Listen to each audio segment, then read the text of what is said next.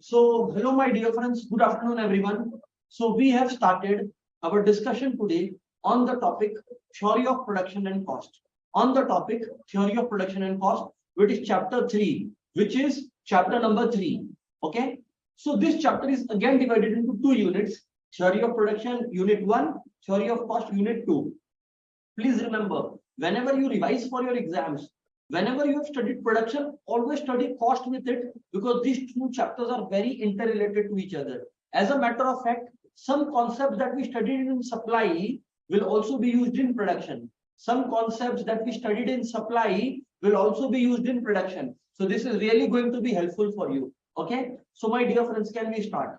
Okay, sir. So in this chapter, that is production, what we will learn, let's try to go through the headings once. We will study what production means. That is the meaning itself. Okay. The number one essential. What is the meaning of productions? Number one. After this, we will move forward and we'll move on to the next topic where we will talk about factors of production. Okay. Then we talk about production function. We talk about laws, different laws, law of variable proportion and returns to scale. There is Cobb-Douglas production function that we will study. And, similarly, other concepts, I would say miscellaneous concepts also we will go through with. So this is the entire discussion or agenda of production that we will go ahead with. So shall we start, my dear friends? Are we ready? Yes or no, please? Okay, sir. We are ready, sir. So first of all, definition. What is production? See, if we talk from a very simple perspective, if in economic perspective I will come, but from a very simple perspective, students, what we were told that whenever you are converting raw material, let's say raw material is potato, okay, and then you convert it into finished goods, let's say chips. So whenever you are converting this raw material to finished goods, that is production. Whenever you are converting this raw material to finished goods, that is production. But let me tell you something. First of all, yes, this is absolutely correct. There is nothing wrong with this statement that conversion of raw material to finished goods is production. It's all right.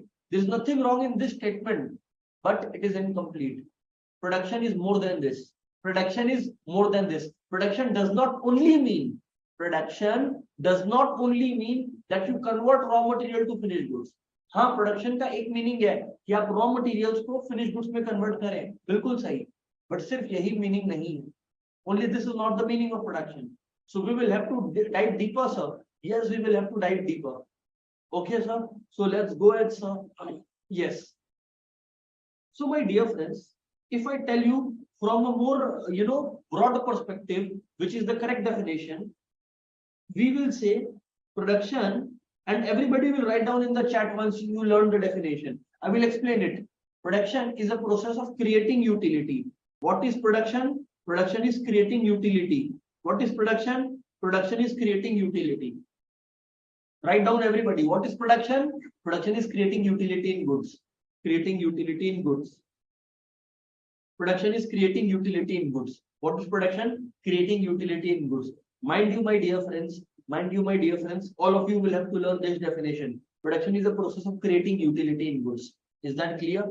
Utility, we know what is utility. We discussed it in our past chapters. Utility is the want satisfying power of a commodity. What is utility? Utility, as a matter of fact, is the want satisfying power of a commodity. So if a commodity is able to, let's say, satisfy your want, you will say that this commodity has utility. If not able to satisfy your want, has no utility. So utility, prima facie, I will utility. If want is not satisfying, product doesn't have utility.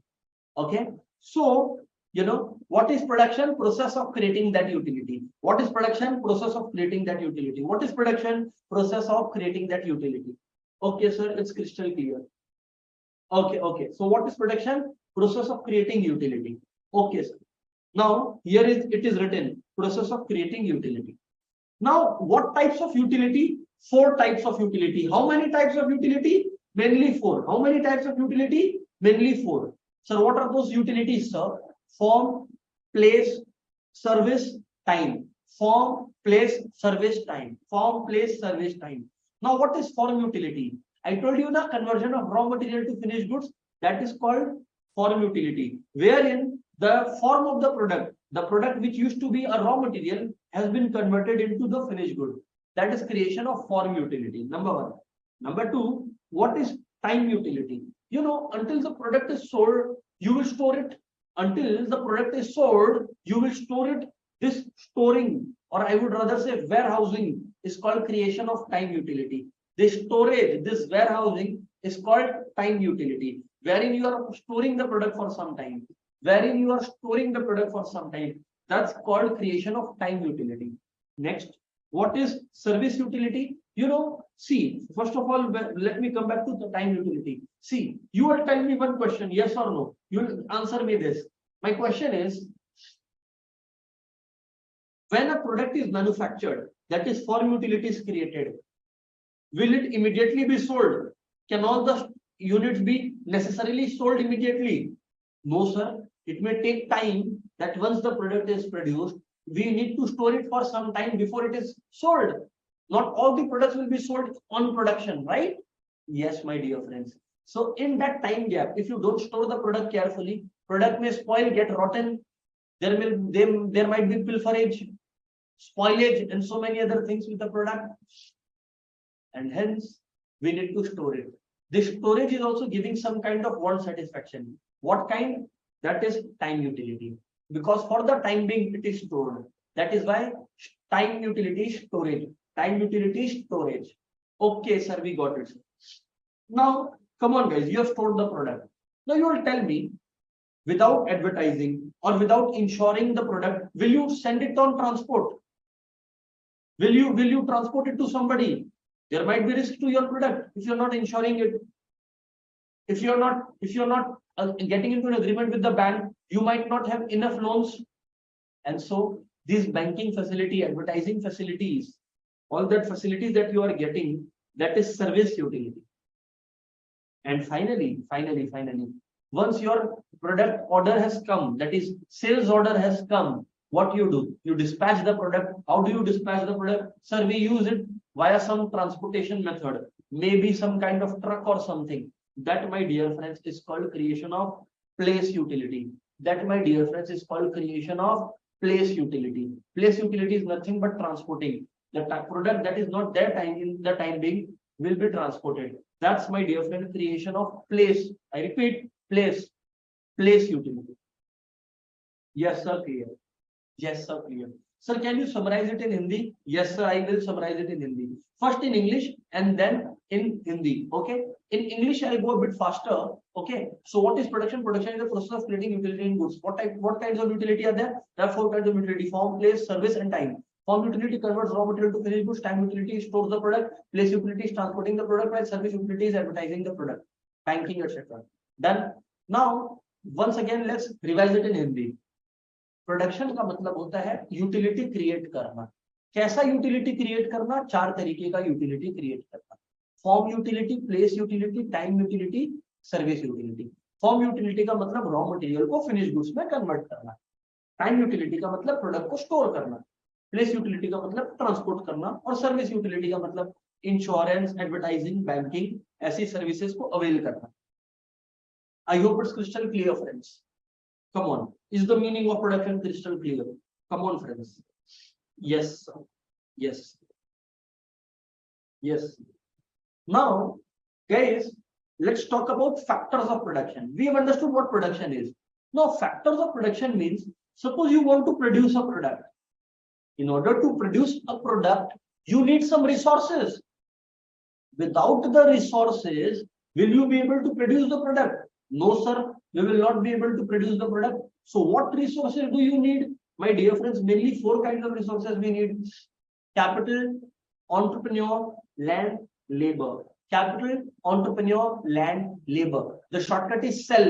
So factors of production shortcut is CELL, cell. Capital, entrepreneur, land, labor. Capital, entrepreneur, land, labor. Capital, entrepreneur, land, labor. Now, I'll give you a simple meaning of each one of them. Okay. Capital basically is referring to the machinery or the investment that has been made into the business. Okay. Because without machine, without investment, right, you will not be able to start your business, and therefore capital. Okay. Now moving on, entrepreneur. Entrepreneur is the key driver of business. Why? Because whatever resources are necessary, It is the entrepreneur who is coordinating these resources. So entrepreneur can also be called a key coordinator. Entrepreneur can also be called a key coordinator. So entrepreneur, my dear friends, for you. Then we have land and labor. Then we have land and labor. Then we have land and labor. Okay.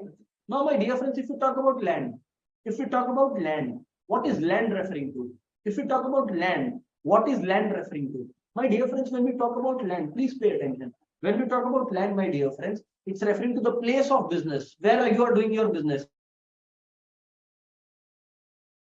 where you are setting up your factory, where you are setting up your machinery. That is land, and labor is the people who are working for you. So capital, entrepreneur, land, labor. Capital, entrepreneur, land, labor. Now, each one of these factors is going to work for you only when you pay them something. It is called factor payment. It is called a factor payment. So capital, if you take money, you will have to pay interest. So the reward for capital is interest. Entrepreneur, why is entrepreneur working? For profits. Why is labor working? Yes, you are right, for wages. And why is somebody giving their land to us? For rent. So capital's factor payment is interest. Entrepreneur's factor payment is profit. Labor's factor payment is wages. And land's factor payment is rent. Capital, entrepreneur, land, labor. These are the four factors of production, my dear friend. I hope it's crystal clear. Yes, sir. Yes, sir, crystal clear, sir. So fantastic, my dear friends. That's the basic thing that we need to discuss. Capital, entrepreneur, land, labor. Capital, entrepreneur, land, labor. Capital, entrepreneur, land, labor. Okay. Capital. What is the entrepreneur working for? Entrepreneur is working for profit. What is the capital being provided for? For interest. Land for rent, labor for wages. These are the four factors of production. Sir, can you summarize it in Hindi? Yes, I will summarize it in Hindi. See, factors of production का मतलब होता है वो चीजें जिनके बिना production activity हो ही नहीं सकता उन्हें हम लोग बोलते हैं फैक्टर्स ऑफ प्रोडक्शन। चार फैक्टर्स ऑफ प्रोडक्शन है, capital, entrepreneur, land, labour. Capital मतलब जो मशीनरी आप अपने बिजनेस में यूज करोगे, एंटरप्रेन्योर मतलब बिजनेसमैन जो बिजनेस कर रहा है, लैंड का मतलब जिस जमीन पर काम हो रहा है, और लेबर मतलब जो लोग काम करने में आपका हेल्प कर रहे हैं। Capital, entrepreneur, land, labor. Is that crystal clear, my dear friends? You all know in the chat. Come on, friends. Yes, sir.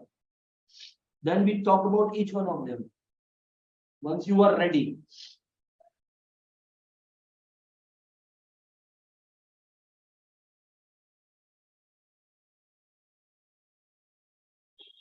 Okay.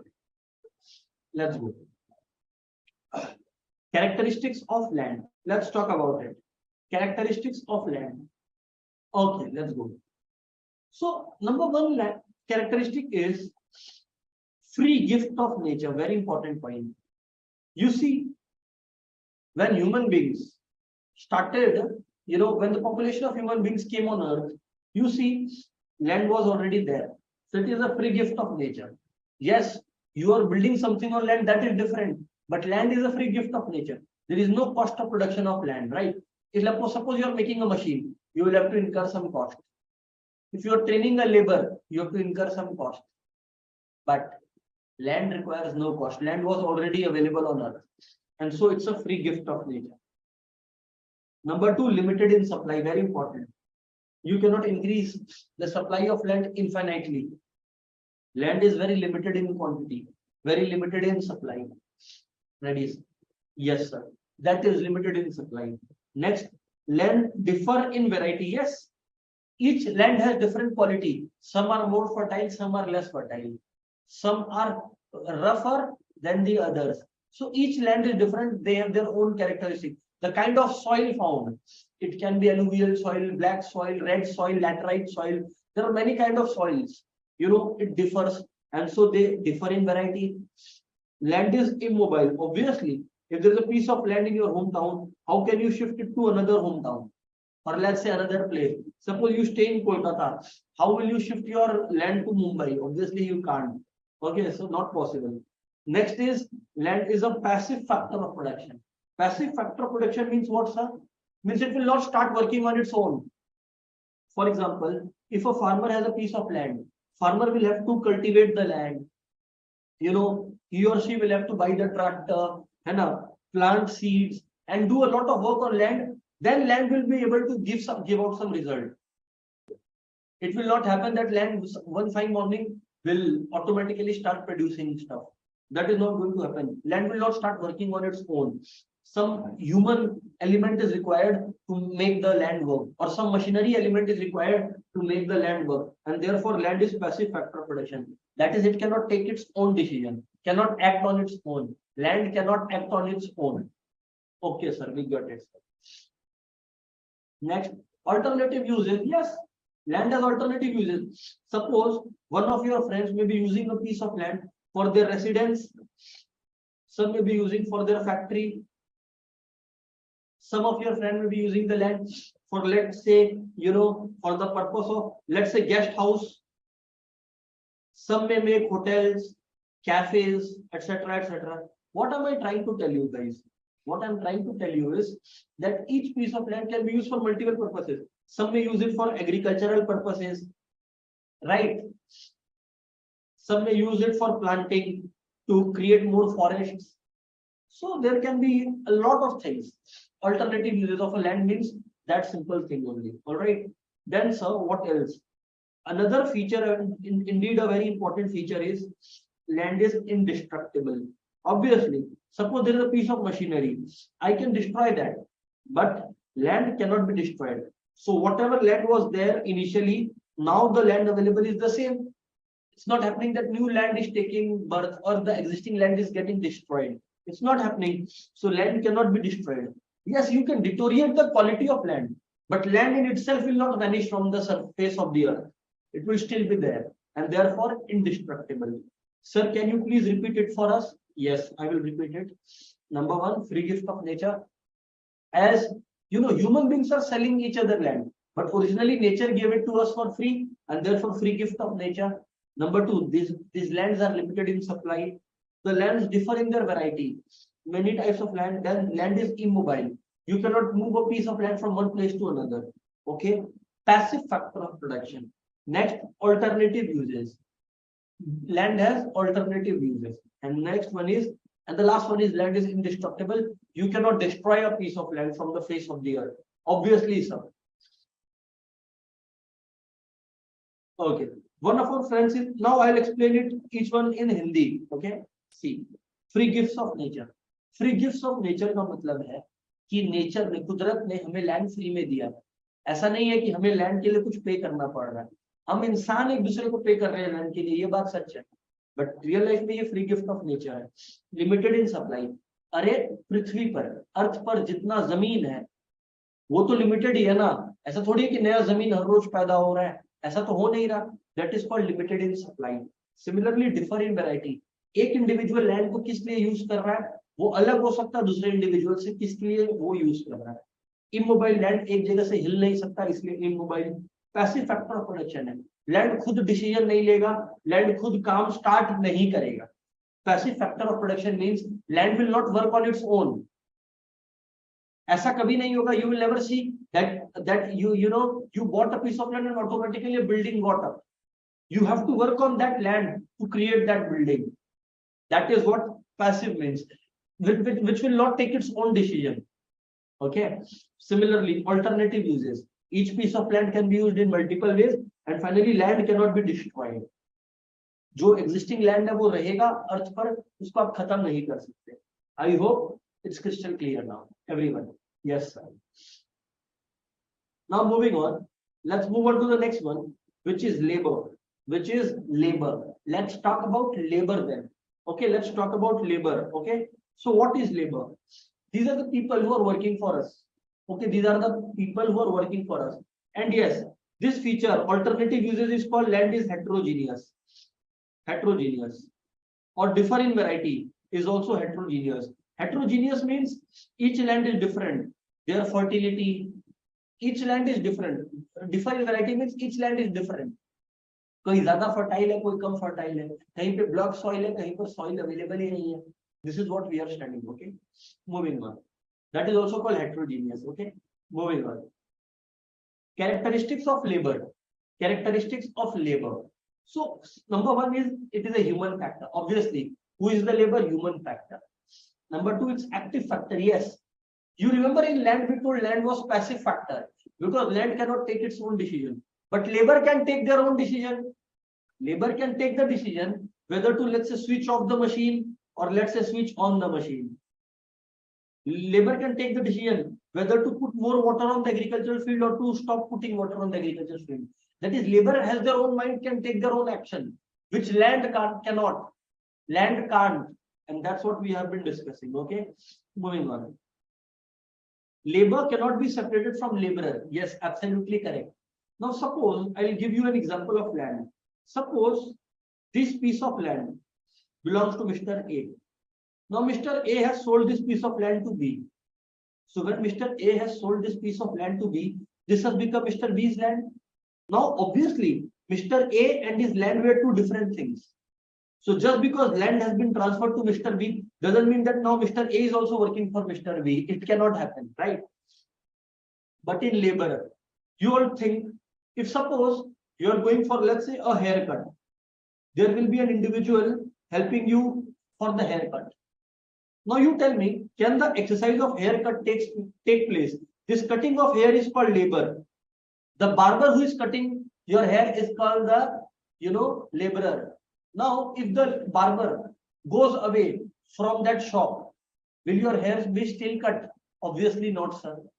That is what we are, trying to tell you. Cannot be separated from laborer. Labor cannot be separated from laborer. But land could be separated from owner of land.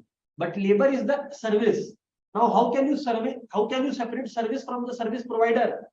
If service provider is not present, how will the service be provided? That's what is written. Very simple and easy point. Okay? Yes, sir, we got it, sir. Yes, sir, we got it, sir. Next one is labor is perishable. So what does perishable mean? Perishable means that, see, land is durable. Land was durable. For land, I will tell you, durable. That is, once you bought a piece of land, you can use it for 50 years, 100 years, and so on and so forth. That is, land is durable. But labor is perishable. For example, last day I was teaching you supply. So that service has perished. Now I am giving you new service. It will not happen now. That just because I taught you supply last day, now you have understood production cost, everything. Today you need a new service. But if last day your family bought a house, they don't need it today again. Because that house that they bought that day will serve you in the future as well, in the present as well. Perishable means that will finish off immediately. Okay, sir, we got it. You bring a food item. If you eat a food item, it has perished. That is perishable. So service or labor is also perishable. Service or labor is also perishable. Next, laborer sells his labor, not himself. That's absolutely correct. So suppose you go to a barber for haircut. The barber is selling his service that he or she will cut your hair.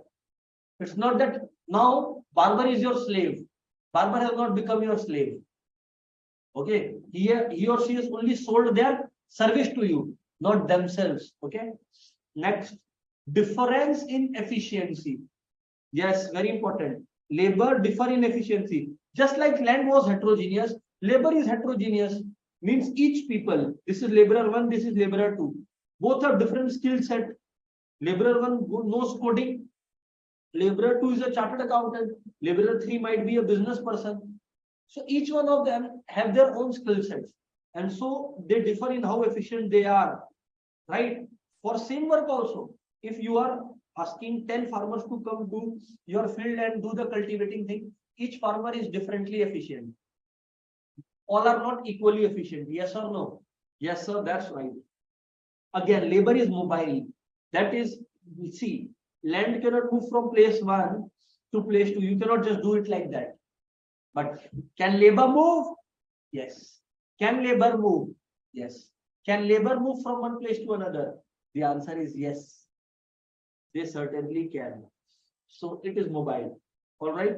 Next, weak bargaining power. Very important point. Laborer has weak bargaining power. What does it mean, sir? That laborer has weak bargaining power? Laborer has weak bargaining power means that labor cannot argue. Because there are plenty of laborers and they are, see, laborers are unorganized group.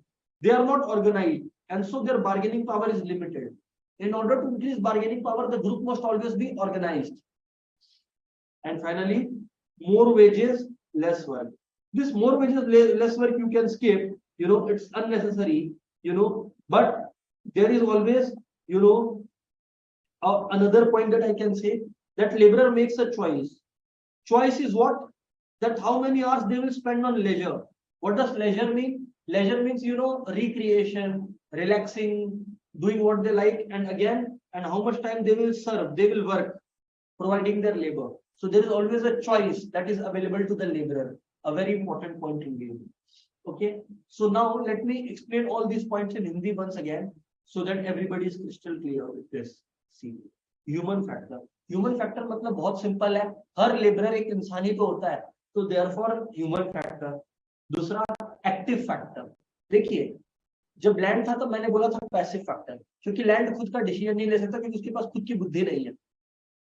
Labour खुद का decision ले सकता है, उसके पास खुद का दिमाग है, and therefore active factor cannot be separated from labourer. अब अगर आप किसी के पास हेयर कट करवाने गए हो, तो अगर वो हेयर कटने वाला ही अगर शॉप में प्रेजेंट नहीं है, तो आपको हेयर कट का सर्विस मिलेगा क्या? नहीं सर, बिल्कुल नहीं मिलेगा. This is what I am trying to say. मैं यही कहने का कोशिश कर रहा हूँ कि जो इंडिविजुअल लेबर सर्विस प्रोवाइड कर रहा है, जिसको लेबरर बोलते हैं, दोनों एक तरफ रहेंगे तभी लेबर सर्विस प्रोवाइड होगा. पेरिशेबल. एक बार आपने हेयर कट करवा लिया तो क्या आपको दोबारा नहीं जरूरत पड़ेगा? देखिए, घर आपने एक बार खरीद लिया तो शायद आपको दोबारा कभी नहीं खरीदना पड़ेगा, बट अगर आपने एक बार हेयर कट करा, आपको दूसरी बार दरकार पड़ेगा. लास्ट डे आपने क्लास किया था, आज भी आपको जरूरत है. सर्विसेज आर पेरिशेबल, क्योंकि सर्विसेज फिनिश हो जाती है ना. Labourer sell his labour not himself. जी हाँ, जब आप किसी के पास हेयर कट करवाने गए तो उसने अपना सर्विस आपको सेल किया है, खुद को नहीं किया. वो आपका स्लेव नहीं बन गया, वो आपका मोहताज नहीं हो गया. ठीक है. Differ in efficiency. Difference in efficiency का मतलब है हर लेबर इक्वली ही एफिशिएंट नहीं होता, हर लेबर इक्वली तेज नहीं होता. ठीक है. लेबर इज मोबाइल, मतलब लेबर एक जगह से दूसरी जगह मूव कर सकता है. वीक बार्गेनिंग पावर, क्योंकि लेबरर्स लोग का जो ग्रुप है वो अनऑर्गेनाइज्ड है, वो लोग सब बिखरे हैं, एक साथ नहीं है, यूनिटी नहीं है उनके बीच में, इसीलिए इनकी बार्गेनिंग पावर कम है. और फाइनली एक और पॉइंट मैंने आपको सिखाया, चॉइस. लेबरर को एक चॉइस करना पड़ता है कि वो कितने देर काम करेगा और कितने देर आराम या कुछ और activities. Clear? So my dear friends, is characteristics of labor crystal clear to all my friends? Yes or no in the chat, please. Come on, friends.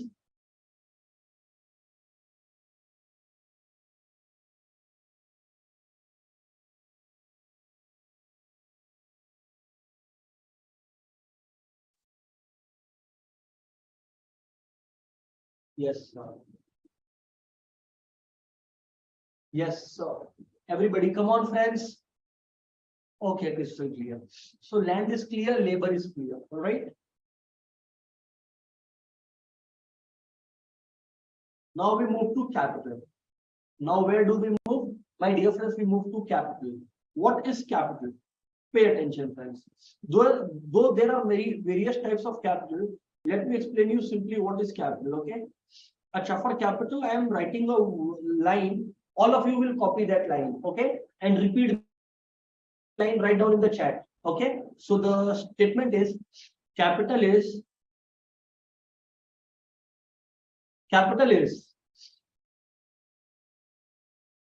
produced means of production. What is capital? Produced means of production. First of all, everybody write down in the chat. Capital means produced means of production. Come on. Capital means produced means of production. Capital means produced means of production. First write down, then I will explain. Until then I will not explain. Come on, everybody.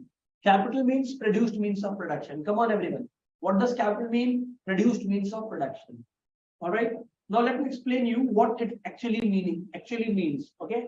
Capital means produced means of production. Okay. So now let's pay attention and understand what I'm exactly talking about. See, a machine. Okay, this is a piece of machine. Now let's say this machine is producing chips. So machine is helping in production. So machine is a means of production. Okay, this much we understood. But Somebody had to manufacture this machine also, na? Machine is also man-made thing. Machine is also man-made thing. Yes or no? Because somebody had to manufacture this machine so that this machine is able to manufacture chips. Yes or no? Yes, sir. That's why we call it to be produced means of production. Why is it called produced? Because somebody has made it. And why is it called means of production? Because it is further used in production activity. Because it is further used in production activity. I hope it's crystal clear, mates. Yes, sir, it's crystal clear. Okay. Then it's mobile and transferable. It's mobile and transferable.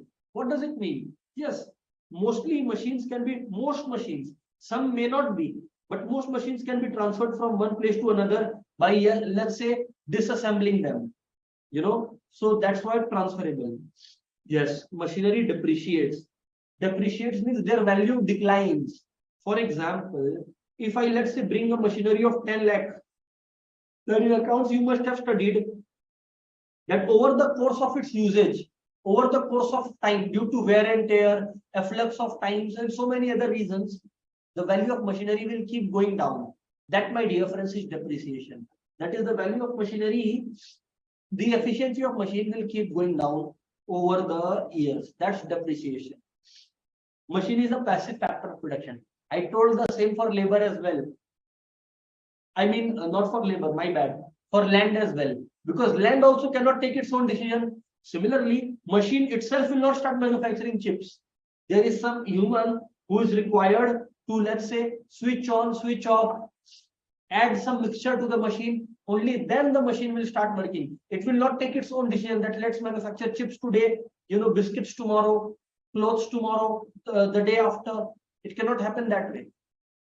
There has to be some kind of human intervention in order for the machine to be able to produce what it's producing.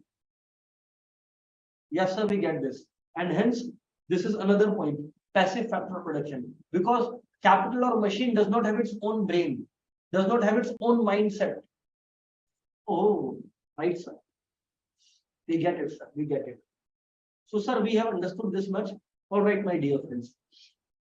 Now let's pay attention. Now let's pay attention to what I'm saying. All right, pay attention. Okay, sir, this we have explained it in English. Can you revise it in Hindi once? Okay, I'm summarizing it in Hindi. Okay, see. Capital को हम लोग produced means of production बोलते हैं. क्यों? क्योंकि capital को किसी ने बनाया इसीलिए वो प्रोड्यूस्ड है, बट वो फर्दर प्रोडक्शन में हेल्प करता है. जैसे कि मशीन से चिप्स बना, तो मशीन खुद तो बना हुआ ही है, प्रोड्यूस्ड है, बट फर्दर बनाने में भी हेल्प कर रहा है, तो मींस ऑफ प्रोडक्शन भी है. इसीलिए कैपिटल को प्रोड्यूस्ड मींस ऑफ प्रोडक्शन बोलते हैं. अब इसको मैन-मेड फैक्टर क्यों बोलते हैं? क्योंकि नेचर तो मशीनें बनाता नहीं है, ह्यूमन बीइंग्स बनाते हैं, therefore man-made factor. Mobile and transferable, majority मशीनों को आप डिसअसेंबल करके, खोल खाल के उनके पार्ट्स को आप एक जगह से दूसरी जगह ले जा सकते हैं. तीसरी बात, मशीनरी डिप्रिशिएट करती है, मतलब उसका वैल्यू डिक्लाइन करता है ओवर द टाइम, क्योंकि आप यूज करते जाओगे तो वो इक्वली एफिशिएंट थोड़ी रहेगा. आप अपने घर में फैन, एयर कंडीशनर, यही सब देख लीजिए, ठीक है ना. और finally passive factor of production. जैसे लैंड एक पैसिव फैक्टर है, वैसे ही कैपिटल एक पैसिव फैक्टर है. मतलब मशीन भी खुद का डिसीजन थोड़ी ले सकता है, खुद का दिमाग तो है नहीं मशीन के पास, इसीलिए इसको भी हम लोग पैसिव फैक्टर ऑफ प्रोडक्शन बोलते हैं. My dear friends, these 3 points we have explained. If it's crystal clear, can I move on to the features of entrepreneur? Are you ready, friends? Are you ready, friends? Yes or no, please? Yes, sir. Yes, sir. Let's talk about entrepreneur then. See, there are many things about entrepreneur you may know, but point number one is entrepreneur is responsible for resource coordination. What does it mean? Means entrepreneur is hiring all the other factors of production. It is the entrepreneur who is buying the land or maybe taking the land for rent. It's the entrepreneur who is raising finance, who is raising loan for the business. It's entrepreneur who is giving job to the laborer, and hence resource coordinator. Okay. Number two is the entrepreneur who is the risk taker.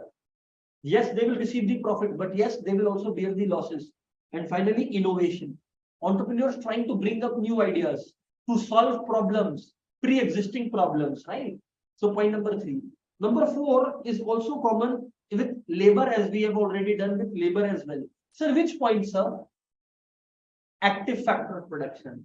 Active factor of production. Labor, my dear friends, is active factor. Entrepreneur is active factor because they can think on their own and so they can decide on their own. So own decision making, I would say. Own decision making, I would say, is there another feature. Own decision making, I would say, is there another feature. I believe, my dear friends, it's crystal clear to each one of you. Yes, sir.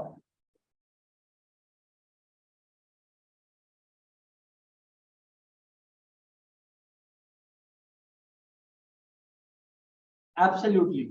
So these are the 4 major points of entrepreneur. Yes, there are many more. I'll discuss it even. Don't worry. But these are the major points of entrepreneur that we have got to remember or know. All right. So let's discuss it one by one once more. Number 1, entrepreneur is the key resource coordinator. It is the entrepreneur who is bringing all the other factors of production together. Meaning, entrepreneur is bringing in the labor, entrepreneur is bringing in the capital, entrepreneur is bringing in the land, entrepreneur is bearing all the risks, and finally entrepreneur is responsible for innovation, new thought process. And finally, entrepreneur is an active factor of production, which means they can take their own decision. अब I will summarise it in Hindi. अब मैं इसे एक बार हिंदी में summarise कर दे रहा हूं, तो आप लोग ध्यान से समझे कि एंटरप्रेन्योर के बारे में हमने आपको क्या बताया. पहली बात कि एंटरप्रेन्योर रिसोर्स कोऑर्डिनेटर है, मतलब जितने भी बाकी फैक्टर्स ऑफ प्रोडक्शन है, बाकी फैक्टर्स ऑफ प्रोडक्शन का अर्थ सर लैंड हो गया, लेबर हो गया, मशीनरी यानी कैपिटल हो गया, इन सबको तो एंटरप्रेन्योर ही एक साथ लेकर आता है ना, इसीलिए अपने इसको बोलते हैं रिसोर्स कोऑर्डिनेटर. ठीक है. नंबर 2, एंटरप्रेन्योर ही रिस्क बियरर है, वो बिजनेस से रिलेटेड सारे रिस्क अज्यूम करता है. और फाइनली एंटरप्रेन्योर एक इनोवेटर है, वो इनोवेट करता है, नई आइडियाज लेकर आता है. और फाइनली एंटरप्रेन्योर एक एक्टिव फैक्टर ऑफ प्रोडक्शन है. एक्टिव फैक्टर ऑफ प्रोडक्शन का मतलब है ओन डिसीजन, खुद का डिसीजन ले सकता है, वो किसी का मोहताज नहीं है, किसी के भरोसे नहीं है, ओन डिसीजन मेकर है. That is the function of entrepreneur. My dear friends, is that crystal clear? Yes और no please.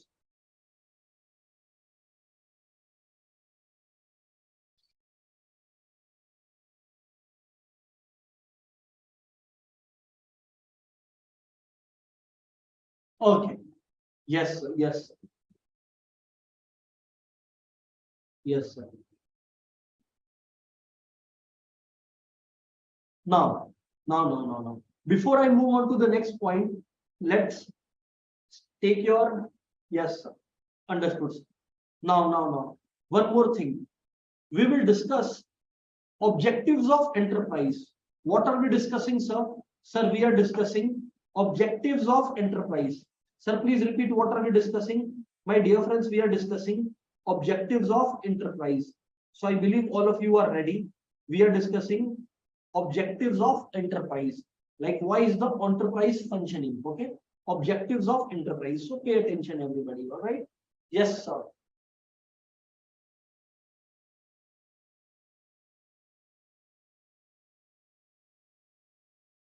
Objectives of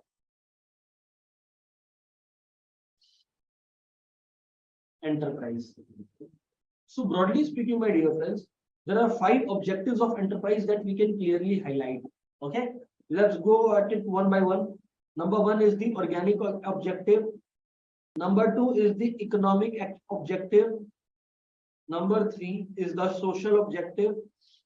Number 3 is the social objective. Okay, let's move on to number 4. Number 4 is the human objective. And number 5 is what the national objective is. Number 5 is the national objective. So these are the 5 main objectives, as I would say.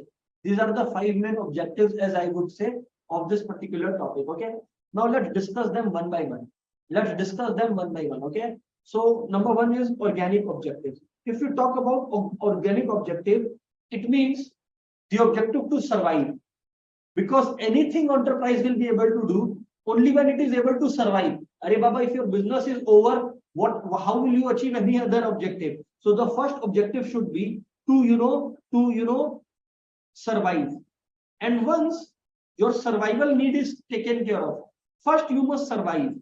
You must not think of that on first day only I will expand my businesses to 10 different countries. Once this decision has been made and you are able to achieve this at least, then you must focus on the next head, which is called growth and expansion. Then you can go into this marketing activities or business tie-ups, which focuses on growth and expansion. Nowadays, most of the startups are making this mistake. That's why they are closing down. The first only they are focusing on growth and expansion. Arey Baba, first test your business idea, at least for some time, check whether your business is something on the basis of which you can survive. And then focus on the another point, which is growth and expansion. It should not be the opposite. So whenever you all do a business, my dear friends, if you all do a business, first make sure that your business is able to survive. Then focus on expansion. All right, that is growth and expansion. Yes, sir, we got it, sir. So this is number one, organic objective. Number one is organic objective. All right. Once you have done this, then the next is economic objective. Now, the business's objective should be to generate more profits, to give more dividends to its investors, to its shareholders, to maximize value for the investors, That would be the economic objective. That, my dear friends, would be the economic objective.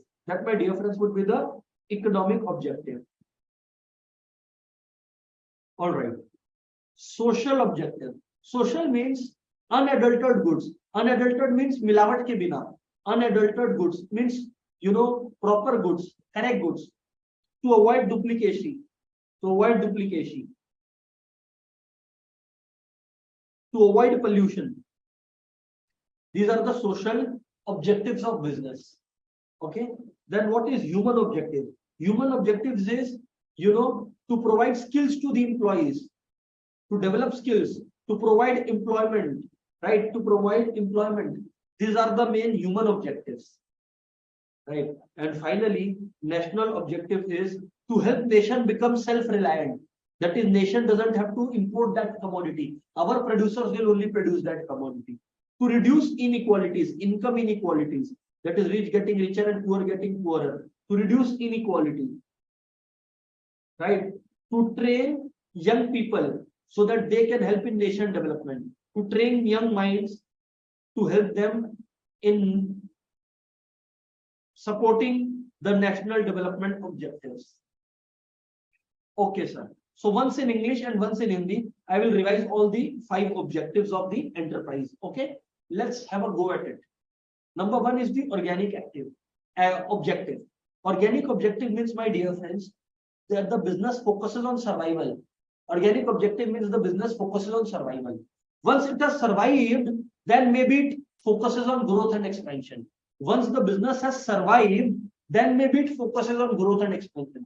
Because without survival, there cannot be growth. Then economic objective, wherein you means the business should focus on profit making, dividend distribution. Social objective. Social objective means original goods, safe goods, product safety. Human objectives implies, skills development of people, to providing employment to the people. Okay, national objective is to help the nation become self-reliant, so that nation does not rely on importing from outside. To reduce inequality in the country, right? To avoid dependence, self-reliance, right? To produce according to what nation needs. Whatever nation needs to produce such kind of commodities. That is what it is. Now, sir, I will summarize all this in Hindi. Okay, so pay attention. देखिए, objectives of enterprise है सबसे पहला organic objectives. Organic objectives का अर्थ है कि business कुछ इस तरह से काम करे कि वो एटलीस्ट सरवाइव कर सके, घाटे में न जाए, और सरवाइव होने का श्योरिटी हो जाए, उसी के बाद वो ग्रो करे या एक्सपेंशन के फेज में जाए. ठीक है. इकोनॉमिक ऑब्जेक्टिव होता है कि बिजनेस प्रॉफिट बनाए, पैसे बनाए, डिविडेंड डिस्ट्रीब्यूट करे. डिविडेंड का मतलब क्या होता है सर? प्रॉफिट का हिस्सा जो इन्वेस्टर्स को मिलता है ना, उसी डिविडेंड कहते हैं. ठीक है. सोशल ऑब्जेक्टिव्स का अर्थ होता है अनएडल्टरेटेड गुड्स, मिलावट से मुक्त कमोडिटीज बेचे, मिलावट वाली कमोडिटी ना बेचे सोसाइटी में. ऐसा कुछ भी एक्टिविटी ना करे कि सोसाइटी में पोल्यूशन का दिक्कत हो लोगों को. राइट. सिमिलरली ह्यूमन ऑब्जेक्टिव्स के अंदर आपका आ गया कि लोगों का स्किल्स डेवलप करें, है ना, लोगों को नौकरी मिले, एम्प्लॉयमेंट मिले, राइट। और फाइनली नेशनल ऑब्जेक्टिव आ गया। नेशनल ऑब्जेक्टिव मतलब नेशन सेल्फ रिलायंट बने, आत्मनिर्भर बने, जहां पर हमें किसी और कंट्री के भरोसे नहीं रहना पड़े किसी प्रोडक्ट के लिए, ठीक है। जैसे आज हमारी कंट्री में इलेक्ट्रॉनिक व्हीकल्स बनने लग रहे हैं, तो फॉरेन ब्रांड घुस नहीं पा रहे हैं टेस्ला जैसे इजीली, और ना ही घुस पाएंगे। टू रिड्यूस इनइक्वालिटी, इनइक्वालिटी का मतलब जो अमीर बहुत अमीर और गरीब बहुत गरीब है, उस गैप को कम करना। और last point, to train young minds, young minds को ट्रेन करना, यंग माइंड्स को डेवलप करना, है ना, जिससे कंट्री का डेवलपमेंट। और लास्टली, नेशन के जरूरत के अनुसार प्रोड्यूस करना, जिससे नेशन के लोगों का जरूरत पूरा हो। और सोसाइटी में जो इनइक्वालिटी है कि अमीर अमीर बनते जा रहा है, गरीब गरीब बनते जा रहा है, वो गैप कम हो या खत्म हो, उसमें हेल्प करे। My dear friends, is the objectives of enterprise crystal clear to you friends? Yes or no friends? Come on friends, come on friends.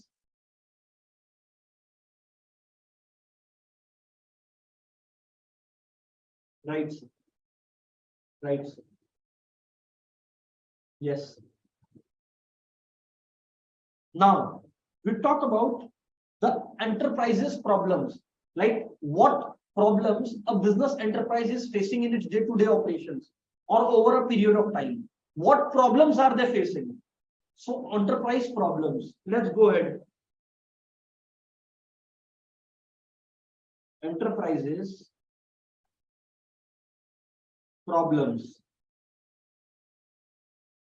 enterprises problems. All right, let's go at it. So if we talk about enterprises problems, my dear friends, problem number one is problem related to objectives. Problem related to objectives. Problem related to objectives. Why problem related to objectives? Because there may be clashing of objectives. Because there may be clashing of objectives. Sir, what does it mean? I will tell you what does it mean. Suppose organization is providing good quality products. That is a social objective, that the product is of good quality. But if you are producing good quality product, the product is becoming expensive, due to which organization sales are going down. Now, this is straight away clashing with the economic objective. Sales or profit is going down because people are buying less at a higher price. So there is a clash here. There is a conflict between the objectives here. So organizations have to make a compromise. That is whether they want to focus on sales now or focus on quality now, because they will also have to ensure survival. So they cannot just focus straight on good quality only. So there is a kind of conflict. There's a kind of conflict that is there, right? Next number B, point B, I believe, right?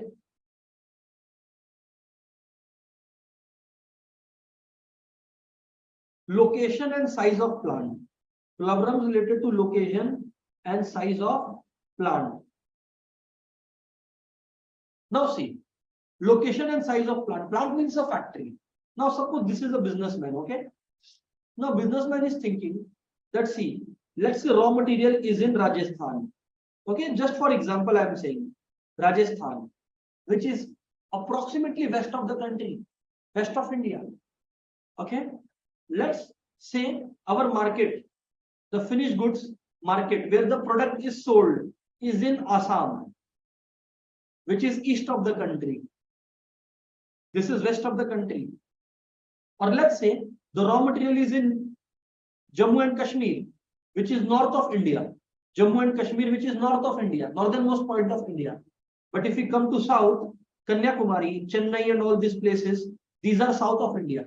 Now raw material is in J&K, while the finished goods is in Kanyakumari.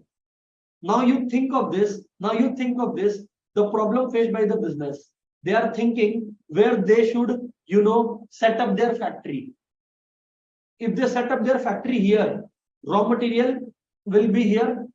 This will convert to finished goods. Then finished goods will have to be transported. Option 1. Option 2 is to set the factory here. So raw material being transported here and then finished goods manufactured and sold here. So they have to take a choice whether to put the factory or the plant near the raw material source or near the market. Where they must put it. choice is involved. The problem is that they have to think of what they must do. Oh, sir, we got it, sir. It's easy, sir. Yes, it definitely is. Next, problem related to selecting and organizing physical facilities. Problems related to selecting and organizing. Selecting and organizing physical facilities. What does it mean, sir? Organizing physical facilities. What does it mean, sir? Now, suppose my dear friends, a bag can be manufactured in two ways, using machines or using more of labor. Now, first of all, the problem is to decide which physical facility to use. Once decided, suppose machine decided. Now there are 5 variants of machine. Machine type A, machine type B, machine type C. Just like there are different versions of phones now, similarly there are different editions of machine. Which machine to use? Right? So let's say machine B has been chosen. The next problem is, if this machine B is used for 10 hours, how many hours will this machine be used to produce leather bags? How many hours will it be used to produce plastic bags? How many hours it will be used to produce, let's say, paper bags? How many hours it will be used to produce, let's say, some other material bags or some other quality, other product bags? So see, so many problems involved. Not only in selecting which one to choose, but also in organizing. Like once chosen, how to dedicate or how to allocate. This is called problem of allocation. How once the machine has been chosen, how to use that machine.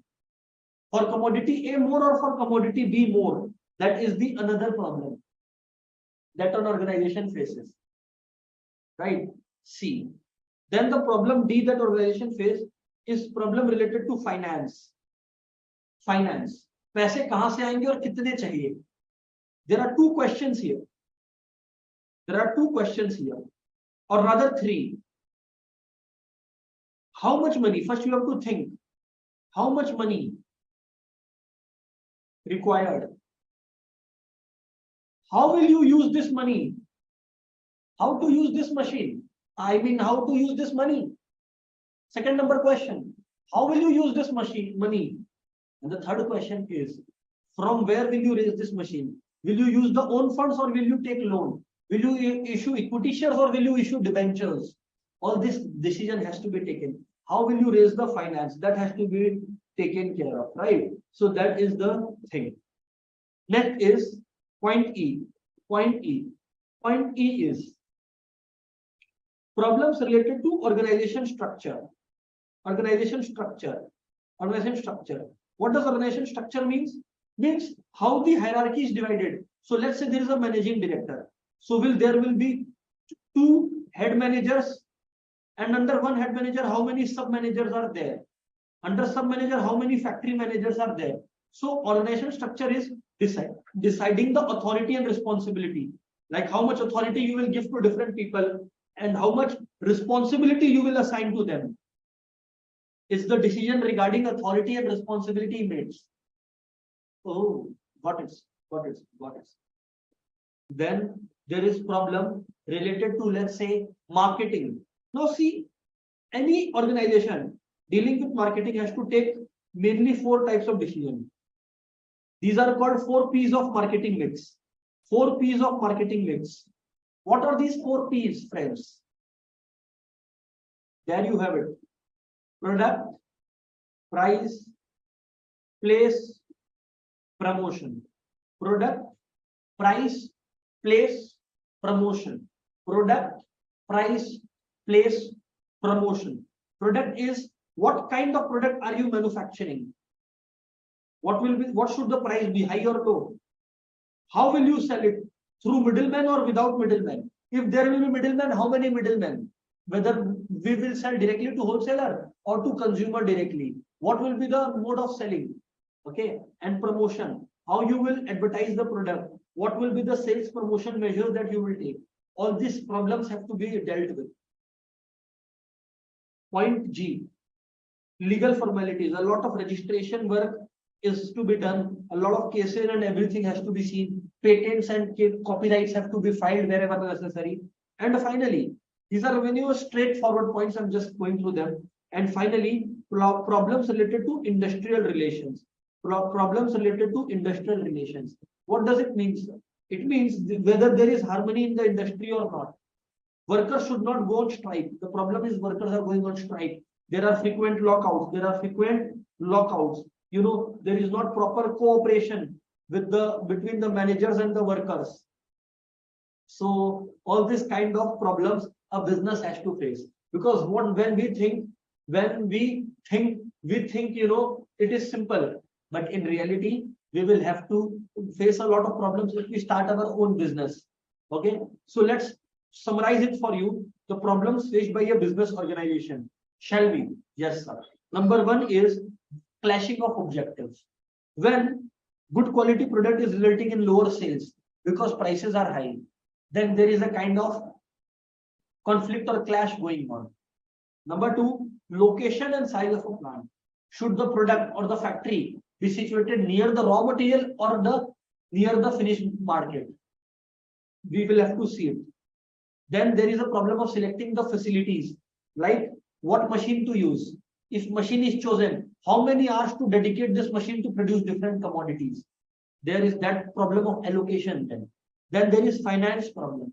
How much money you need? How will you use this money? From where you will get this money? Then there is a problem related to organization structure, right? Like whether there is authority and responsibility relationship. Who has the power and who has the responsibility to do a particular thing? So there is this kind of decision regarding authority and responsibility that, you know, needs to be taken. There is a kind of decision like this to be taken. Hierarchy. Then is marketing mix problem. Product, price, place, promotion decisions have to be taken. Then legal formalities are involved, many. And finally, industrial relations to ensure that there is cooperation with the worker, there is no strike, etc. Now to summarize this entire thing in Hindi once again, let's have a go at it. If we talk about this one, objective clashing, पहले वाले का मतलब है कि objectives का clash करना, मतलब जहां पर हम लोग अभी पढ़ रहे हैं एंटरप्राइज को या बिजनेस को प्रॉब्लम्स क्या क्या आते हैं, तो पहला है ऑब्जेक्टिव्स का क्लैश करना. फॉर एग्जांपल आप सोचिए कि अब लॉजिकल ये है, लॉजिकल ये लग रहा है, ध्यान से सुनिएगा बात को. अब ये लॉजिकल लग रहा है कि गुड क्वालिटी प्रोडक्ट बना है, बट इस दरमियान प्रोडक्ट का सेल्स कम हो रहा है बिकॉज प्राइसेस बढ़ रहे हैं. जब ऐसा होता है तो एक क्लैश, एक कॉन्फ्लिक्ट नजर आता है साफ साफ. इसी चीज के दरमियान हमें ध्यान रखना पड़ेगा कि हम लोग एक बैलेंस बनाएं. Location and size of plant. अब देखिए, एक होता है रॉ मटेरियल जहां बनता है, मिलता है, और एक जहां पे माल बिकता है. अब अपनी फैक्ट्री कहाँ लगाए? जहां माल बन रहा है वहां पर, आई मीन जहां पर प्रोडक्ट बिकेगा वहां पर, या जहां पे रॉ मटेरियल मिल रहा है वहां पर. फैक्ट्री को लगाए कहाँ, ये एक डिसीजन है जो लेना पड़ता है. ठीक है. Selection and organising physical facilities.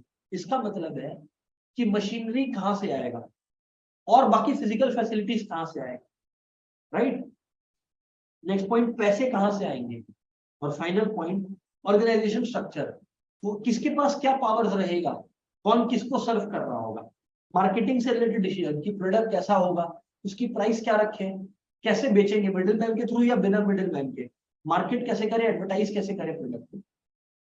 Legal formalities होती है बहुत सारी एक बिजनेस के अंदर. और फाइनली इंडस्ट्रियल रिलेशंस मेंटेन करना पड़ता है, जिसके दौरान वर्कर्स को सेटिस्फाइड रखना पड़ता है. क्योंकि अगर बिजनेस में अगर आपके अनरेस्ट है, कंटिन्यूअस स्ट्राइक्स है, तो बिजनेस पक्का लॉस में चला जाएगा और ना ही इंप्रेशन सही रहेगा. तो ये प्रॉब्लम दोस्तों बिजनेस एंटरप्राइज को आता है. आई थिंक मुझे लगता है आपको क्लियर है. My dear friends, if this is crystal clear, then can I move on to the next topic, which is production function. Shall I, if you allow me to? Come on friends.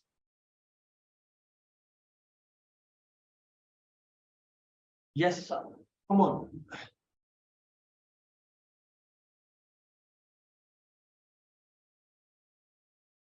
Okay, all of my friends are telling yes sir, go ahead. Okay, then let's go ahead friends. Okay friends, then let's go ahead. Okay, sir. So my dear friends, have a look here. Before I move forward, let me ask some numericals from you. I mean, not numericals exactly, some MCQ questions from you. All right. I believe all of you are ready. Okay, sir. So the question is, which of the following is passive in nature? A, land, B, labor, C, capital, D, entrepreneur. What do you think is the answer? Which of the following is passive in nature? Acha, one more thing.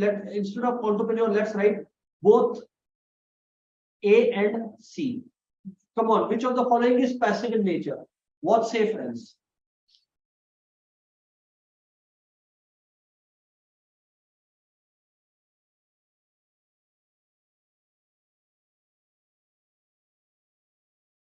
Okay, sir. So you all are absolutely correct when you are saying, sir, both land and capital are passive because they cannot take their own decision, right? Absolutely.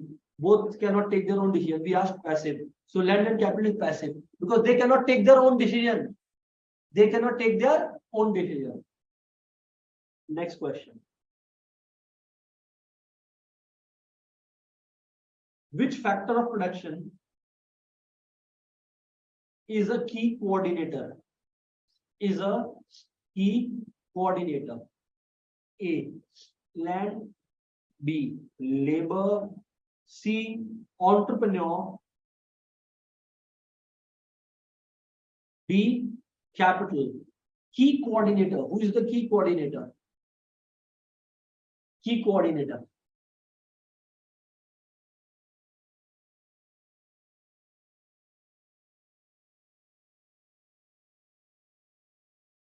Yes, absolutely correct. Entrepreneur, because entrepreneur is hiring all the factors of production. Entrepreneur is hiring all the factors of production. You are absolutely correct. Next. Dash is a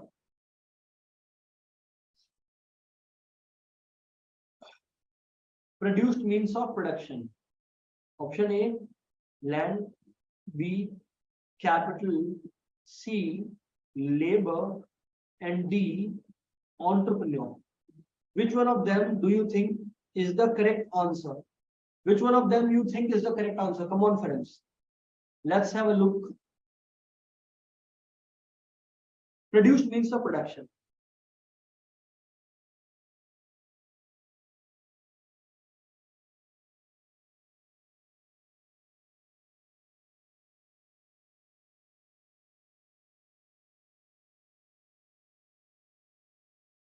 Come on, friends. Then we will move on to the next topic.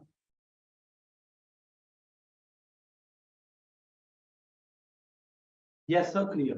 So, my dear friends, you all are absolutely correct. Produced means of production. We call this to be capital. Dash is the produced means of production. Absolutely correct when you all tell me capital is the produced means of production. Now, with that being taught, my dear friends, let's move on to the next topic. Before production function, let's talk about types of capital. Okay. So, following are the different types of capital. Okay. Human capital, real capital, circulating capital. Okay. So then there is this social capital, fixed capital, and capital formation. Okay. See, what is human capital? It is referring to the knowledge, skills, and abilities of people. Because you see, people are your biggest investment. So the knowledge of these people, the skills of these people, the abilities of these people, the capabilities of these people is called human capital. Got it, sir? Next, what is real capital? What is real capital? You know, it refers to the building, the machine, the plants, and other tangible products that is used. Machine, etc. Plant, factory, etc. Okay, this is real capital. Human capital is knowledge, skills, and abilities of people in your organization. That is human capital. What is circulating capital? Circulating capital is the capital which changes from one form to another. Sir, what is the meaning? Example, raw material. See, raw material changes to finished goods. Finished goods is sold. From sales, we get cash. From cash, we bring raw material again. So there is a kind of circulation. So, sir, you are also telling working capital. So, circulating capital is nothing but like working capital. Is that so, sir? Yes, you could say so. Not wrong. Absolutely correct, in fact. All right. Amazing. Now, social capital is basically resources owned by the society, like bridges, right? Parks. All these are social capital. Okay, sir. Okay, sir. Next, what is fixed capital? My dear friends, fixed capital means machinery. Fixed capital means machinery. What does fixed capital mean? Fixed capital means machinery, which are basically going to last for a longer duration, which are durable in nature. Sir, can we say they are durable in nature? Yes, they are durable in nature. That's right, friends. Okay. What is capital formation? The simple word for capital formation is, I will talk about the stages of capital formation as well, but to explain it in a very simple fashion, capital formation is nothing but investment. In simple form. In simple form. What is capital formation? Investment. That's it. What is capital formation? Investment. So what is capital formation again? Investment. But that's it. Is that so, sir? Yes. Okay. So, sir, can you take it into the depths? Right. See, human capital refers to skills, knowledge, and ability of people. I have told. Real capital is also called economic capital. It is the physical goods like machinery, etc. What is fixed capital? Goods which are of fixed nature that are going to last longer. जो लंबा टिकेगा, fixed nature, right?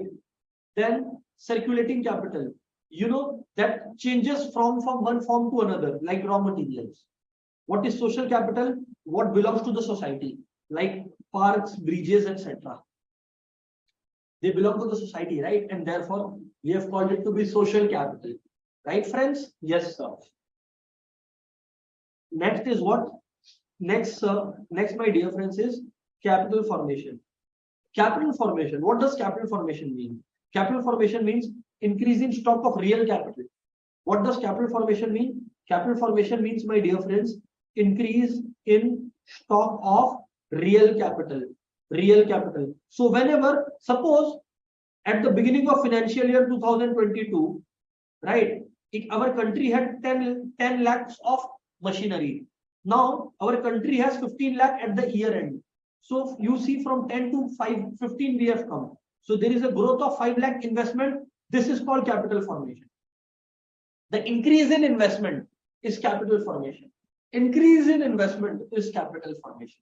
So now, sir, what are the stages of capital formation? Can you tell us? Absolutely very easy. Stages of capital formation is very easy. See, there are 3 stages to it.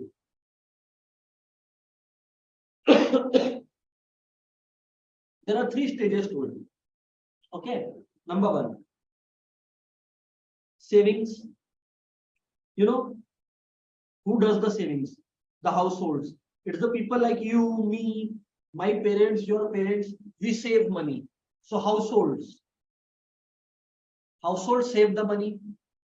Now, savings are mobilized. What happens? Savings are mobilized, means इकट्ठा होना, एक साथ savings को करना, means they are collected. Who collects that? Absolutely correct. Financial institutions like banks. Now, businesses go to banks and ask for loan. Now, these loans are given by banks. These loans are given by bank, which the businesses use for buying different plant and machinery. That is investment. So this savings has ultimately converted to investment. This savings has ultimately converted to investment.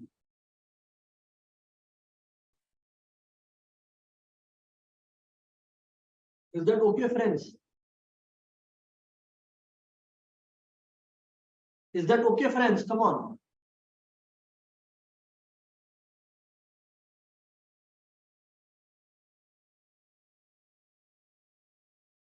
Okay. So let me give you an example here. Okay, let's say there are many households. Household A, household B, household C. Okay, there is this household D, etc. So all of them are putting their money into the banking system. Okay, so there are banks there. So this stage, the first one that you see is the stage where savings are done. This is the banking stage where the mobilization, that is ikatta karna, collection of savings is taking place, mobilization of savings. And once the mobilization of savings has been done, now this mobilization of savings has been channelized into productive investments. So they are being invested. This mobilization of savings are being now invested, and now they are invested. So who is investing them? The businesses. So businesses or the firms, they take loan from the banks. And what do they do with these loans? They invest it into the economy.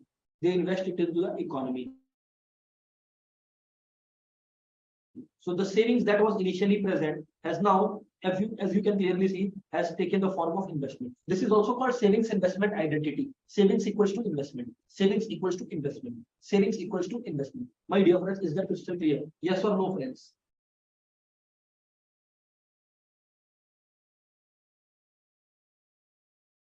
Yes, absolutely. Now, now. Now, my dear friends, we talk about production function. What do we talk about now? We talk about production function now. So, friends, what do we talk about now? We talk about production function now. Now, my dear friends, let me explain you again. See, we have discussed demand function and supply function, by the way.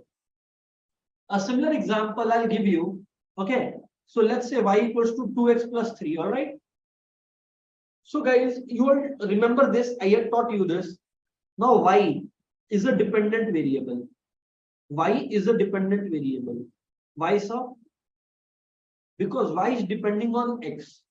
Until and unless you put the value of x. X is an independent variable. X is an independent variable. So until and unless you put the value of x, you will not be able to find y. Until and unless you put the value of x, you will not be able to find y. Yes, sir, you are correct. So y is dependent on x. For its value, y is dependent on x. This, my dear friends, in mathematics and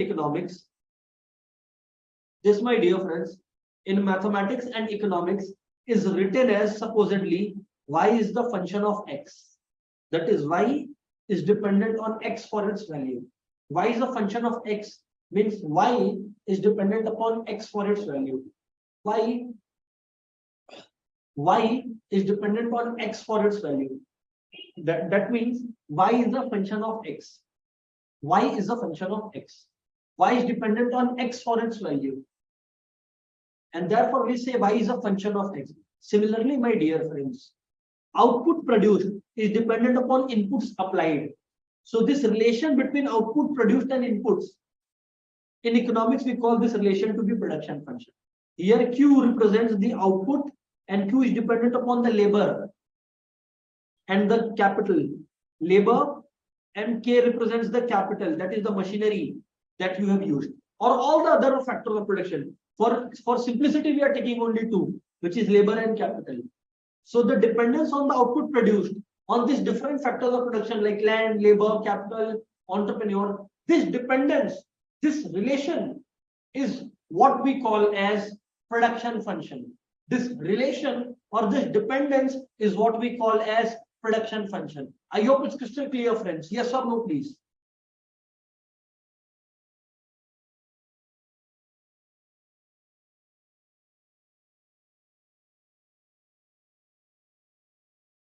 All right, sir.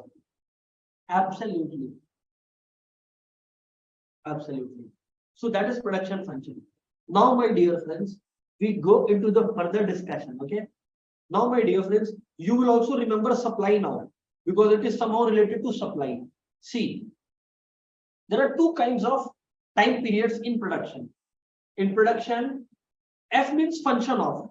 F means function of. Function of means that quantity is dependent on. F means dependent on.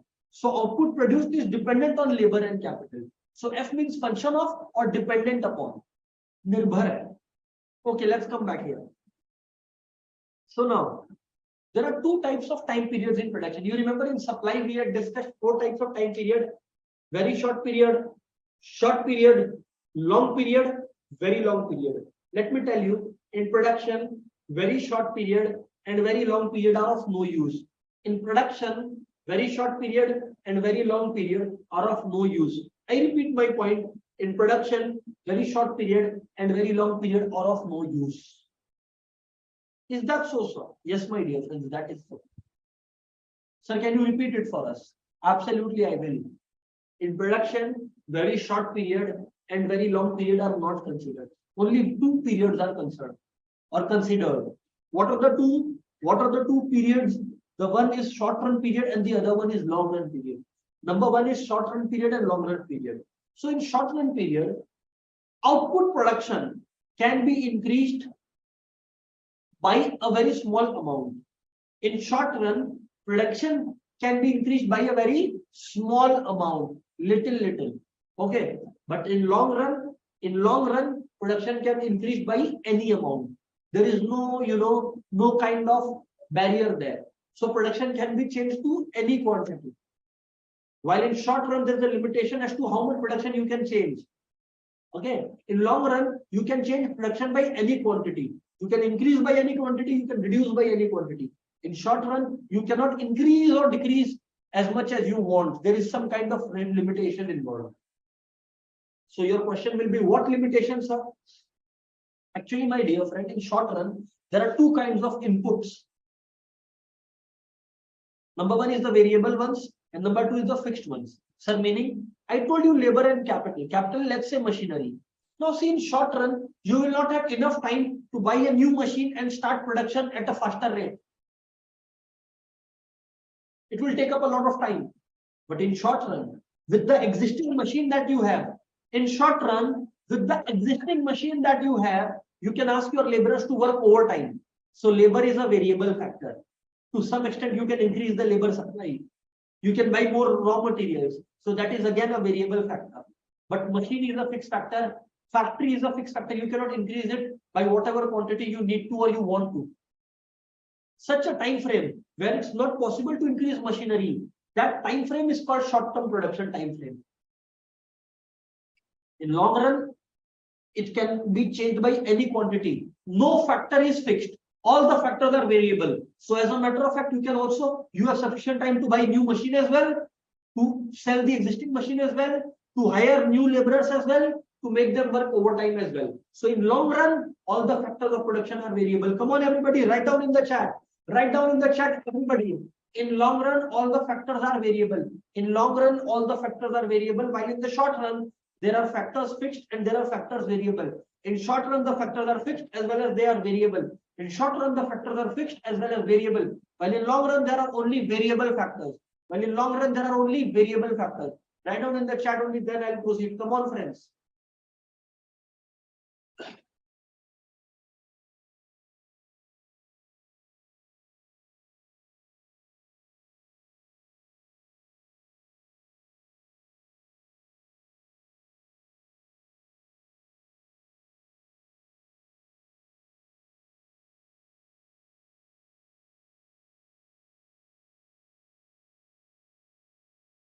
Okay. Okay.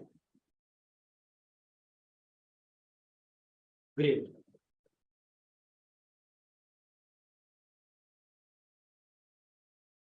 Absolutely correct. So now, my dear friends, we will study laws of production. Now, my dear friends, we will study laws of production. Let me tell you, for the sake of simplicity, we are studying two laws. One in the short run and the other in the long run. In the short run, you have law of variable proportion at play. In the short run, the law that operates is law of variable proportion. In the long run, the law that operates is law of returns to scale. I repeat, in the short run, the law that operates is law of variable proportion. In the long run, the law that operates is law of returns to scale. I repeat, in the short run, the law that operates is law of variable proportion. In the long run, the law that operates is law of returns to scale. Law of returns to scale. Law of labor returns to scale. Okay, sir. So before I explain the laws, I will come back to one more thing. You know, Cobb-Douglas production function, right? Okay. So these were two people who studied this from the viewpoint of America. So they studied it in America for American manufacturing. So they had derived a relation which said that quantity can be expressed as a product of capital. And pay attention, my dear friends.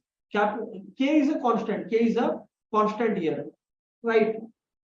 Now K is a constant here, just a constant, because there are other factors also now. So they have put K constant, labor and capital they have taken C.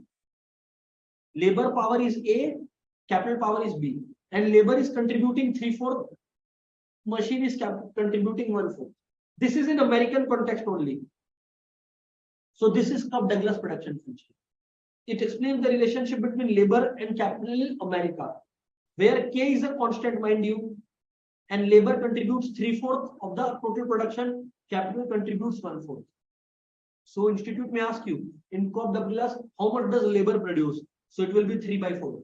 How much does capital produce? 1/4. So remember this equation as well. K, what is the equation that you need to remember? Q equals to K, L to the power A, C to the power B. Please remember this. K is a constant here. L represents labor, C represents capital. A very small thing, nothing much serious here. Okay, so don't try to be, panicky that way. Okay.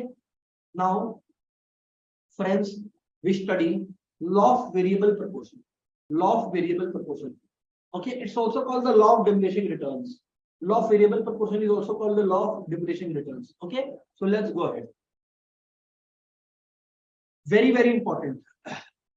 Questions will come from here. All are very important, by the way. Okay. One of our friends is saying 1 minus A is given. Arey Baba. So if you do 1 minus 3/4, my doubly friend, it will be 1/4. So instead of B, you can write 1 minus A. If you put 3/4 here, 1 minus 3/4 is 1/4 only now. Got it? So nothing to worry about. Okay. Okay. Now we talk about law of variable proportion. Okay. Let's see. What does this law state?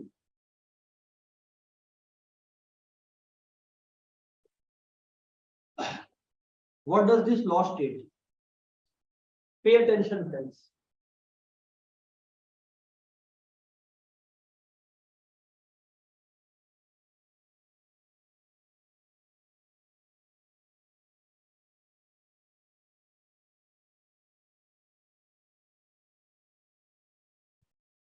Okay. Pay attention, friends. Now I'll give you an example of you studying for your exams. Okay. Let's see. Suppose, friends, you sit and study. Okay. I'll give you a daily life example, then you will understand. By the way, law of variable proportion is applicable in short run, where there are two types of factors. Remember, in law of variable proportion, there will be two types of factor. There will be fixed factor, and then there will be variable factor. Please remember this. Okay. Now, first try to understand. Okay. Suppose I will give the example in Hindi also, but first in English. Okay. See. Suppose, my dear friends, you have sat down and started studying. So you are studying one book only. Okay. There is one book that you have. Okay. You are studying one book only. Now here is time. Time is changing, book is constant. Okay. Now see. In first hour, total pages that you have read was 5 pages.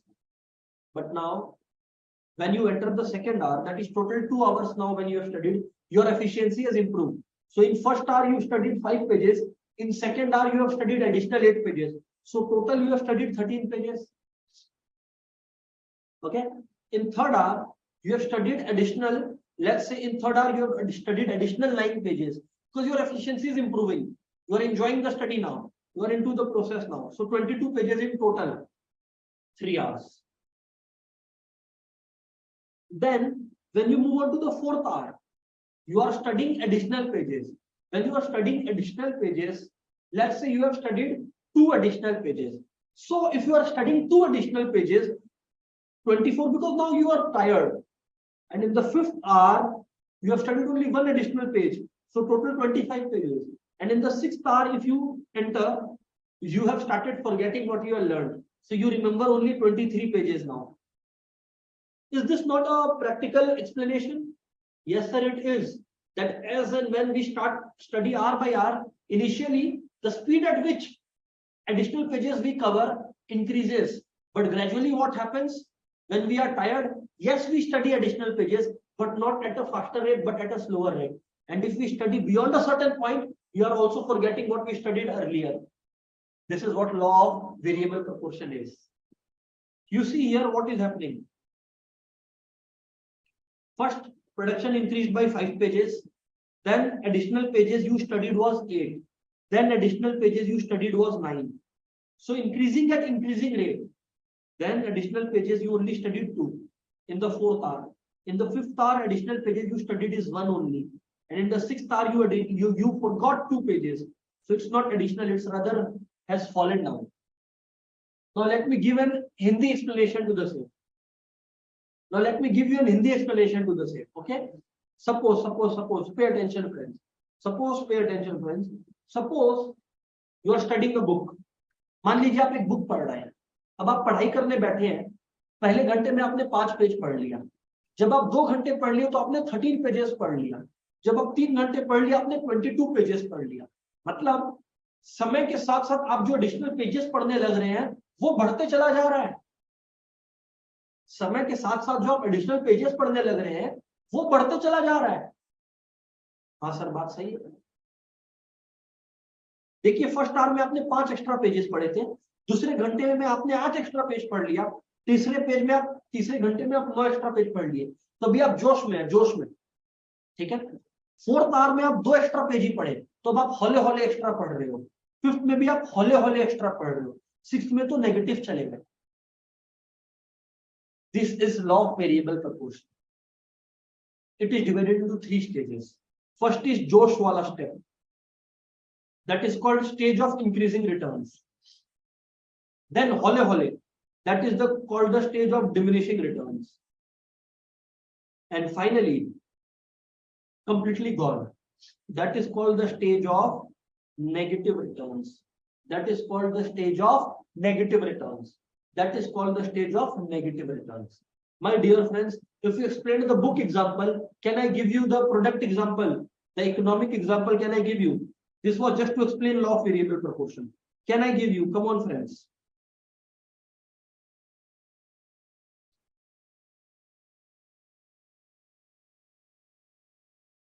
Yes, sir, sure. Yes, sir, sure. So let's go about it. Let's go about it.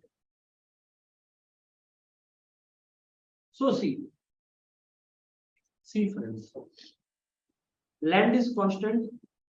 Now variable factor labor. 1 labor, 2 laborers, 3 laborers, 4 laborers, 5 laborers, 6 laborers. Now what is happening here is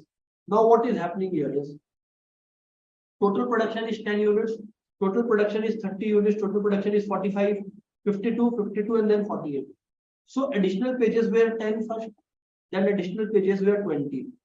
So increasing at increasing rate. Then what happened? Additional 15 units produced. Then additional only 7 units produced. Here labor is the variable factor, machine is the fixed factor. Yes, sir. Similarly, here it remained constant 0. But beyond this, if you try to produce more, the machine is producing even less than before. So production has fallen by additional -4 units. Remember how to calculate marginal product? Marginal product is always TPN minus 1. So for example, if you want marginal product at level 2, so total product at level 2 minus total product at the previous level. Oh, we got it.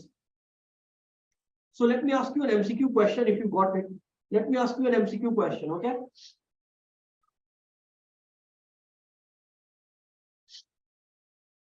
TP of 9 units is 100. TP of 10 units is 105. Okay. And TP of, let's say, 11 units is, let's say, for example, 107. My question to you is, what is MP of 10th unit? I will not give you any options. Come on, you answer me. MP of 10th unit. What will the MP of 10th unit be?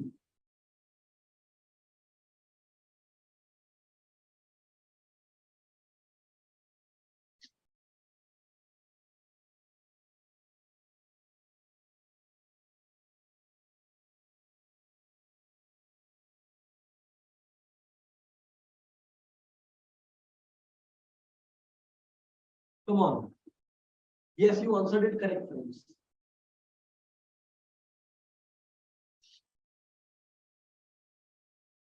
So you all answered absolutely correctly when you told me that MP of 10th unit is TP of 10th unit minus TP of 9th unit. TP of 10th unit is 105. TP of 9th unit is 100. So 105 minus 100. That's right, 5. So answer is 5. Yes, sir, that's correct. Always remember, MP at any level is TP at that level minus TP at previous level. So अगर 10 का MP निकालना है तो TP of 10 minus TP of 9. Got it, sir.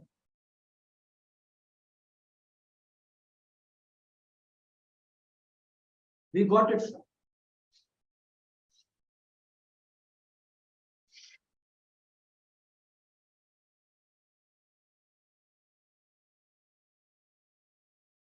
Correct.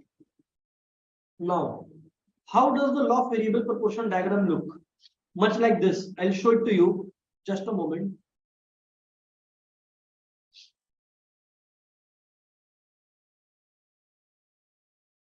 See here, guys. See here, guys. It looks like this. Pay attention, everyone. See. First, you see the TP curve. This is the TP curve. And how does it look like? Like an S. You have to write an S. So let's say I write an S here. But that is TP curve. If you write an S, that's a TP curve. That's a TP curve. If you write an S like this, that's a TP curve. Now you see where the curve is changing its slope. It's like this, and then it has gone like this. That is called point of inflection, POI. Point of inflection. At point of inflection, remember MP is maximum. So whenever you draw an MP marginal product curve, remember it is at the point of inflection. It will be at the point of inflection that you will put it maximum. It will be at the point of inflection that you will put it maximum. Got it? Once you have put it maximum, then remember where TP is maximum, there MP will touch the ground. So MP will become 0. And when TP is falling, MP will become negative. When TP is falling, MP will become negative. When TP is falling, MP will become negative. When TP is falling, MP will become negative. When TP is falling, MP will become negative. Remember this, friends. Now, where does the stage 1 end? Stage 1 ends somewhere here. You know, somewhere here.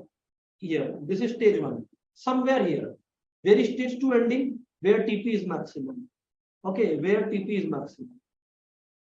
Okay, sir. So there are 3 stages.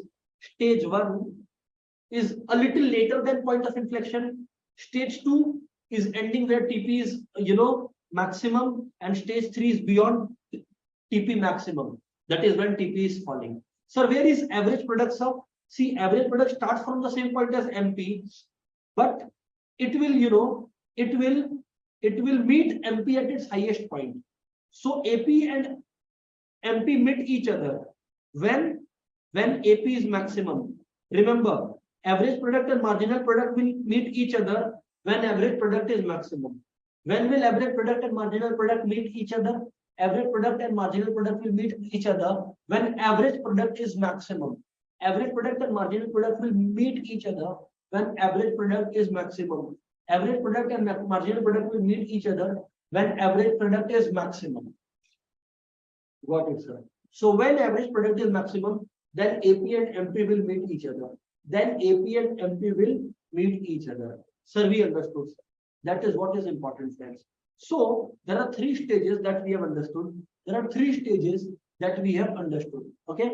So first of all, there is a S curve that you see above. There is a S curve that you see above. Okay. Now when you see an S curve above, pay attention, friends. The point of inflection is where the MP is maximum. So where is MP maximum? At the point of inflection. At the point of inflection. Point of inflection, MP maximum. Remember, at point of inflection, MP is maximum. Where is stage 1 ending? Where AP is maximum. Where is stage 2 ending? Where TP is maximum. Where TP is maximum. And stage 3 beyond that. Remember, AP means total product divided by total quantity. So AP can never be 0 or negative because total production can never be 0 or quantity. So AP is total product by units of labor. Since total production can never be negative, you cannot produce minus 5 units of a commodity, right? So total product by labor, so AP is always positive. But MP can be negative. MP can be negative. Okay. So sir, if we properly categorize, then what do we come to? I'll explain you again. There are three stages there. I'll draw the diagram again for you so that you can see it first and here. Pay attention here, guys. I'll show it to you again. Pay attention, friends.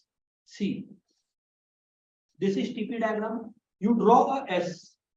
Suppose you're writing an S. But that's it.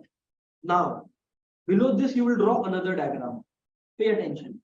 Now you see here, this is TP. Now, the point of inflection where the curve is changing its way, you know, if you bring it down, there MP will be maximum. Now, where TP is maximum, there MP will become 0 and then negative further.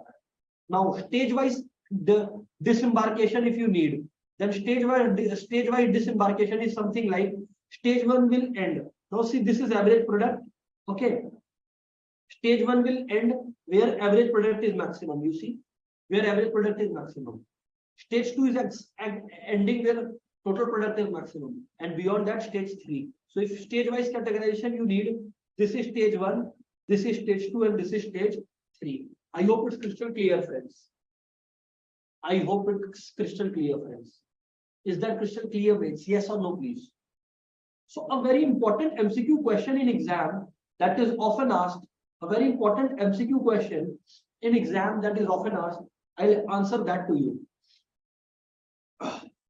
Under which stage would a rational producer like to operate? Under which stage would a rational producer like to operate? A, stage 1, B, stage 2, C, stage 3, D, none of the above. A, stage 1, B, stage 2, C, stage 3, D, none of the above. A, stage 1, B, stage 2, C, stage 3, D, none of the above. Remember, a rational producer will love stage 2 always. So everybody write down in the chat, stage 2 is the best stage for the producer. Everybody write down, then I will explain why. First, write down in the chat, everybody. Stage 2 is the best for producer. Stage 2 is the best for producer. Which stage is the best for producer? Stage 2 is the best for producer. Write down in the chat. I'll explain you why. Don't worry.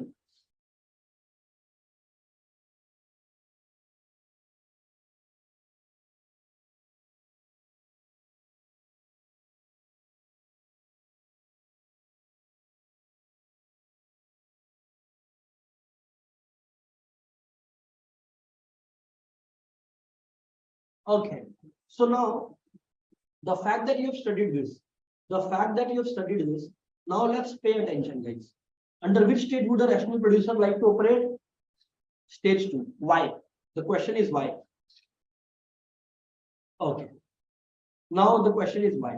See, let's assume you ask the producer to stop in stage 2, stage 1. No, it is not good because in stage 2 also production is rising. अरे production तो stage 2 में भी बढ़ रहा है. अगर आप stage 1 पे रुक गए, if the producer stops at stage 1, then the producer will not be able to take advantage of further rise in total product, because you see, even beyond stage 1, total product is rising by some quantity. So why are you stopping? So stage 1 is not good. Now stage 3, total product is going down, marginal product is becoming negative. So obviously it is not good. So by process of elimination, if stage 1 is not good, stage 3 is not good, then which stage is the best? Stage 2. This is called the process of elimination. Stage 1 is not good because in stage 1 also, if you stop, then the further rise in total production in stage 2, you will not be able to take advantage of. अगर आप stage 1 में रुक गए तो stage 2 में जो total production अभी भी बढ़ रहा है आप उसका तो एडवांटेज ही नहीं ले पाएंगे. और स्टेज 3 तो ऐसे ही उसका बनता धार है, उसका हालत तो ऐसे ही खराब है क्योंकि वहां पर सब नेगेटिव हो रहा है, टोटल प्रोडक्ट गिरने लग रहा है, एमपी नेगेटिव हो रहा है. एंड देयरफॉर हम लोग सब एलिमिनेट करके स्टेज 2 को बेस्ट स्टेज बताते हैं. By process of elimination we call stage 2 to be the best stage. Got it, sir. We got it, sir. We definitely got it, sir. We definitely got it, sir. So now, my dear friends, another MCQ question, if I may ask you, yes, can you answer? Let's see whether you are able to answer or not. Let me ask you this question. When TP is maximum, question mark, A. AP is 0, B, MP is 0, C, MP is negative, D, all of above. Come on, answer me this question. When TP is maximum, what happens?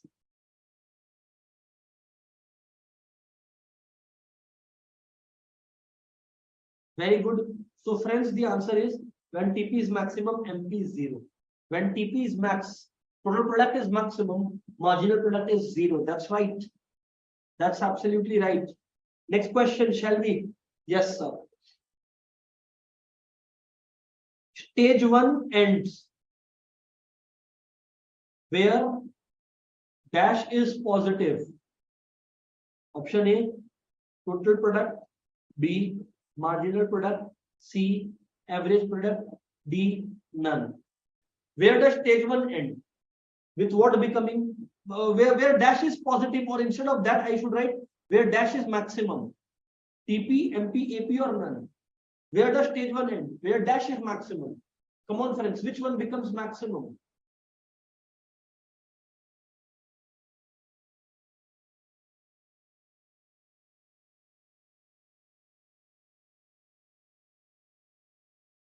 Absolutely. Stage 1 ends where AP is maximum. Where AP is maximum. Where AP is maximum. Okay. Next question, shall we? Yes, sir. Question is, at point of inflection,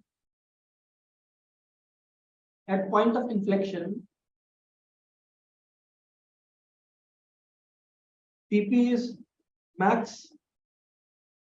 At point of inflection, TP is maximum, MP is maximum, AP is maximum, or D, MP is 0. At point of inflection. Yes, in this question, stage 1 ends where AP is maximum. That's correct. Now my question is, at point of inflection, what happens? TP becomes max, MP becomes max, AP becomes max, or MP becomes 0? Absolutely fantastic. That's right. So you all remember it correctly. That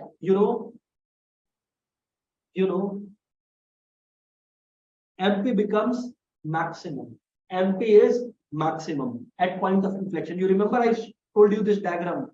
It goes something like this, right?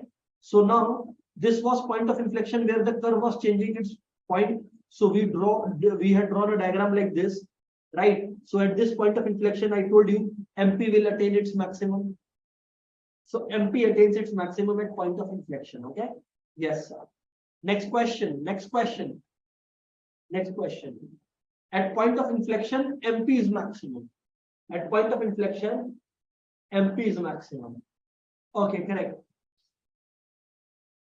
Okay. Now further. Question. Which of the following can be negative? Which of the following can be negative? A, PP, B, MP, C, AP, D, none of them can be negative. What say? Which one of them can be negative?